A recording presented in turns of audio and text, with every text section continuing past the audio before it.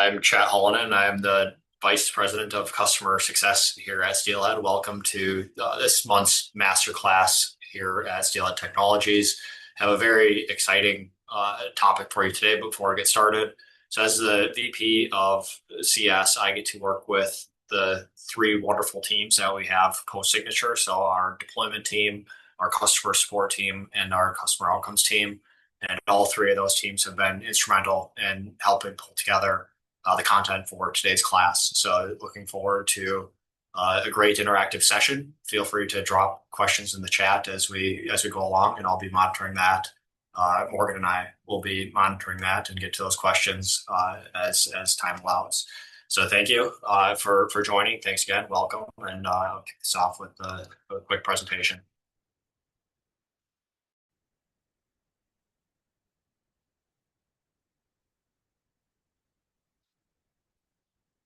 So again, the topic for today is the digital production floor, and really want to highlight for everyone here the importance of managing or setting up your account and then maintaining the digital production floor throughout the lifetime of Steelhead in your facilities.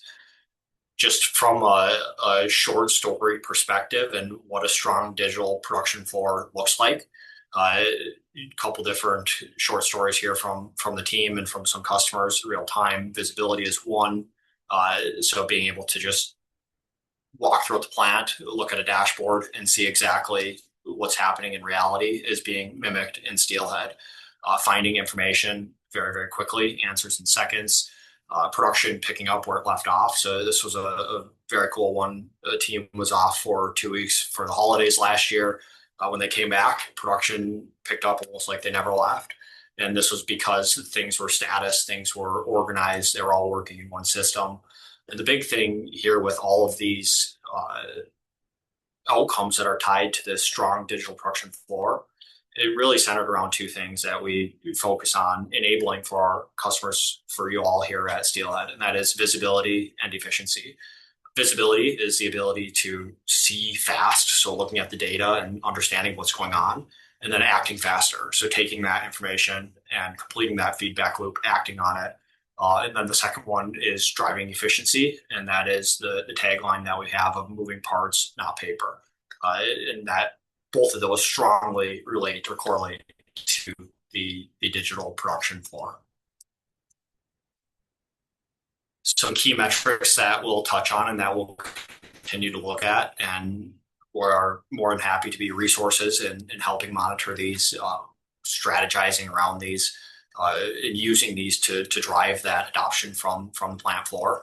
The transfer to step ratio is the first one. So this is looking at how many parts are transferred in Steelhead versus how many parts are actually stepped through. So like the manager override versus the team actually following the process as it's set up and using the workboard, swiping parts through, that sort of thing. So lower is better there. The treatment hit rate is closely tied, but this is looking at specifically those value add steps where we have treatments, powder coating, time in the oven, masking, blasting, things like that. And the treatment hit rate is looking at all of the treatments that are stepped through or that are hit versus the ones that are skipped over through those transfer functions.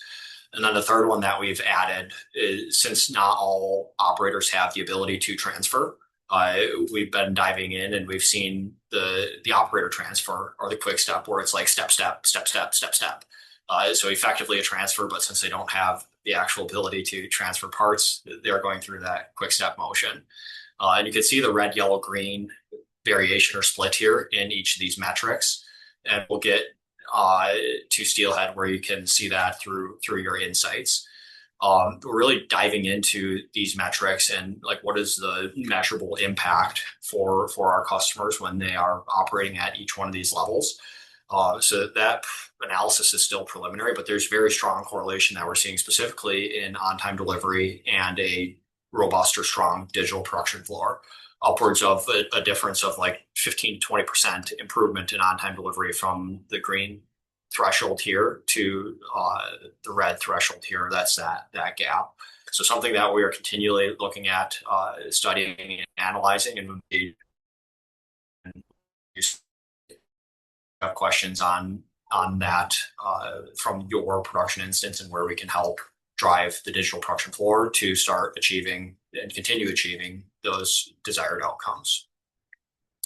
Then lastly, before we get into some of the product capabilities in Steelhead to enable the digital production floor, I was able to work with the team to determine some keys to establishing this.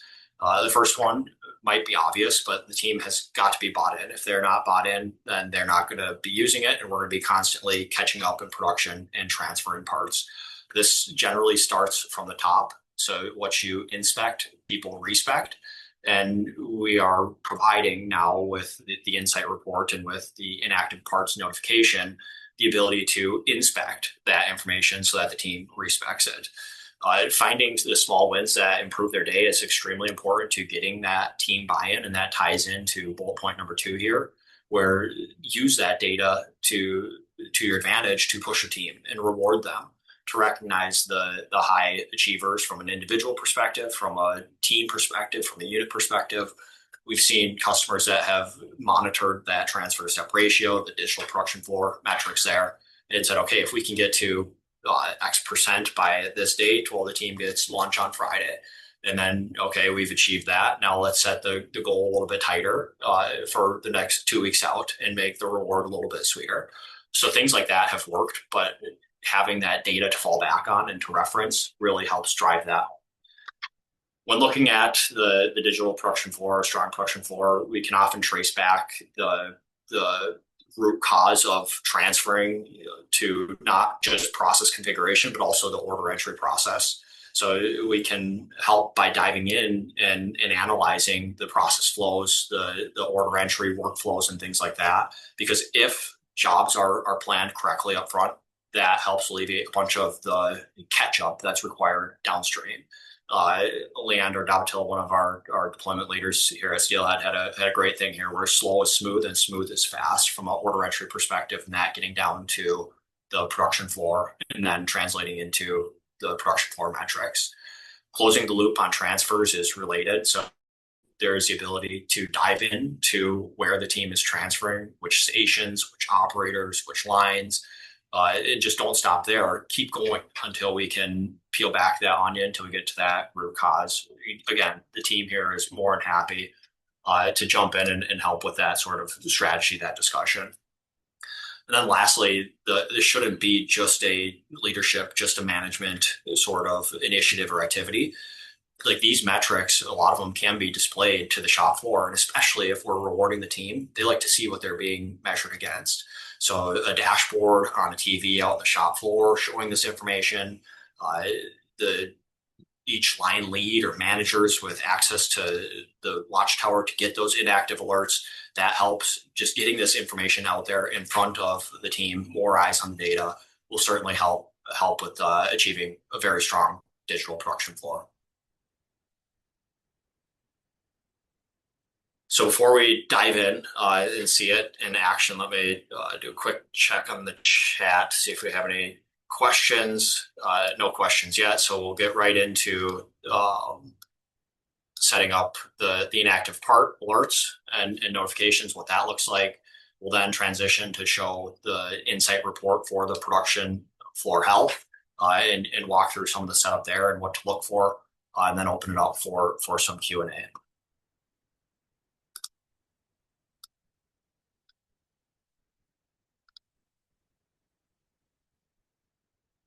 All right, transition to Steelhead.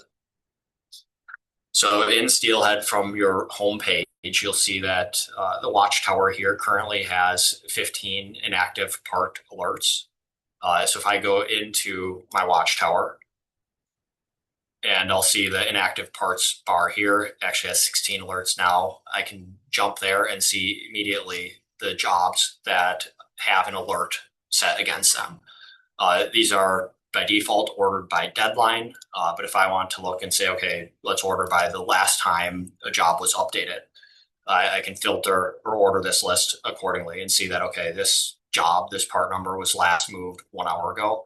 I have an alert set up so that if it's in the powder coating booth longer than 40 minutes, then I'm notified that this job needs to be moved. So looking at this view here in Watchtower, there's a couple different things that we can action. You can either resolve this alert to say like this is okay. If I resolve it, the alert goes away until it triggers again. If I click snooze here, like I want to get back to this one, I can click snooze. I want it off my dashboard. It will go into my snoozed section, and then there's a timer set for bringing up that alert. So that's the difference between the resolved and the snoozed there. To set up or to configure these alerts, you can, from Watchtower, go into our configure Watchtower alerts here in the top right. And the first thing that you'll do is enable the part activity alerts by flipping on this toggle. You'll want to set an alert calendar. So the alert calendar is typically set around like the production uptime schedule. So if we run from 8 to 5, we would set that as our calendar. And then the time is only attributed or counted when jobs are in that, when the time is in that time frame that we set through the calendar. The alert snooze duration is pretty self-explanatory, but when we click snooze, how long do we want that before it's sent back to us or that alert shows back up in the Watchtower? The alert time threshold. So this is the default time passing from a job moving that we want to be alerted. And this can be overridden, which I'll show on the process node level. But if we don't have anything set at the process node, do we want an alert after 12 hours, after 6 hours, after 48 hours, like we have in this demo domain here? That is the default for when we will be alerted of any parts that have been inactive. You can select your recipients for the inactive part alert your emails. It's a great option then to not just see that alert in the Watchtower, but also come through in our inbox. I see a quick question here. Can you set this alert list by location? So this is a global alert list. You can configure the alert settings or times to the process node, but the alert list is a global setting. Part inactivity reminders. So if you toggle this on, this will just be a follow-up email to the original alert. You can either be alerted once when that part has gone inactive, or you can get a reminder email if you have this toggled on. So a pretty straightforward, pretty easy configuration for this, but very powerful for us to remain in tune with parts on the plant floor and making sure that those are progressing. I was at a plant last week and we were going through the deployment period or deployment launch. So we used it there because we were identifying that parts were getting stuck in the oven. And so if we set a timer on the oven at 30 minutes, then we know that, hey, that's a bottleneck today or a training area of focus today, not a bottleneck. Let's get alerted every time that parts sit longer than 30 minutes in that oven. And that helped immensely with just gently reminding the team when to move parts as they were building that muscle, as they were still in that deployment launch period. I mentioned overriding this default time on the process node. That's extremely handy when you have areas that are faster, or like an oven where you say you want, you're leaving it overnight or whatever it might be, longer than the average or the default time. You can actually go right into any process in your plant. Let's find our powder coating process. And then any node in powder coating, I can like select the booth, let's say. And for the booth, I have my alert limit set at 40 minutes. So although my default is 2 days before an alert is done, I really care about knowing parts are moving or flowing through my powder coating booth. I can set that alert limit here, and this will override that default setting that we have.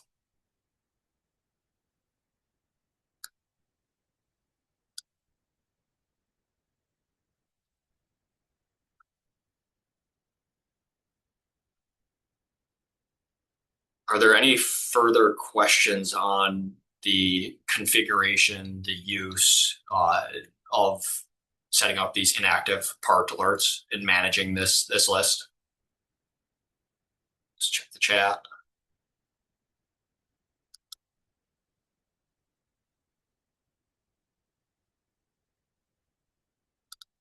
Okay, so hearing none, we'll move on to where can we find this data? What can we do with it?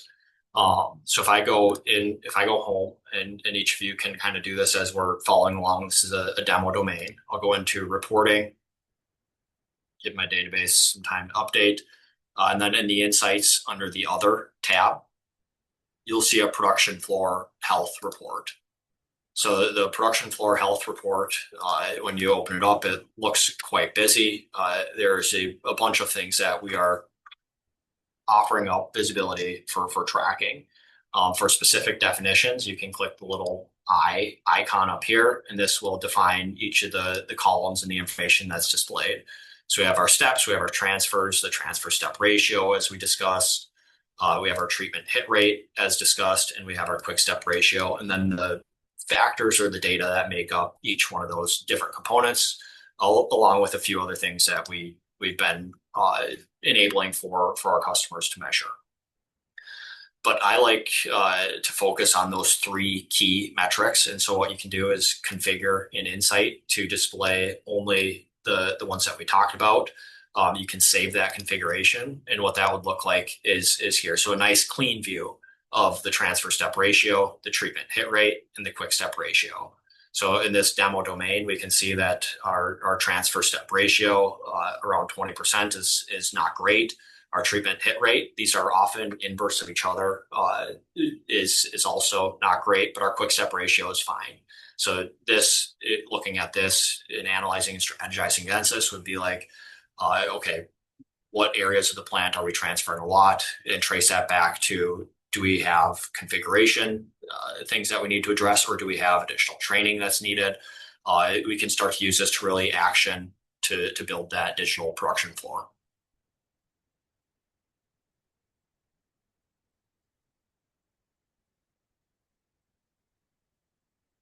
There is another insight. This one is designed and built and filtered specifically for looking at this sort of perspective. So you'll see that transfers that did not go forward are excluded. We have transfers from go-to nodes. So there's some smart filtering here with this data and this information, which is helpful to get a realistic view of what is going on. There is another report, part transfers, which we are working on also adding in those additional filtering capabilities. And this is where we would find very specific information on each transfer, including the user, the process node, the recipe, the stations that it's going to and from. So in conjunction, these two reports would be used in conjunction to really dive in and hone in on where additional configuration or training might be needed. And again, we're working on building out some of the advanced filtering here within that part transfers report. More to come there.